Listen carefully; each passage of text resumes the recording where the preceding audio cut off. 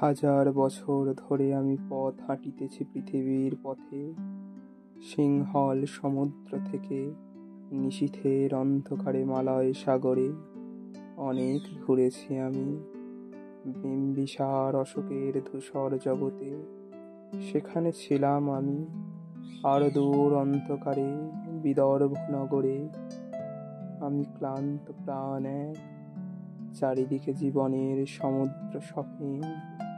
আমার দুদণ্ড শান্তি দিয়েছিল নাটোরের বনলতা সেন।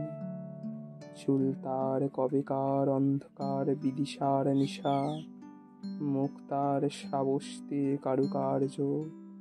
অতি দূর সমুদ্রের পর হাল ভেঙে যে নাবিক হারায়েছে দিশা, সবুজ ঘাসের দেশ যখন সে চোখে দেখে দারুচিনি দ্বীপের ভিতর, তেমনই দেখেছি তারে অন্ধকারে। বলেছে সে, এতদিন কোথায় ছিলেন? পাখির নীড়ের মতো চোখ তুলে নাটোরের বনলতা সেন।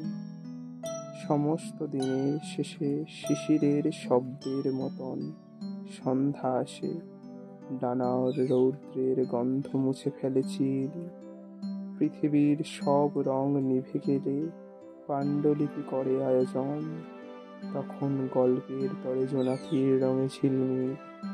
সব পাখি ঘরে আসে, সব নদী ফুরায় জীবনের সব লেনদেন।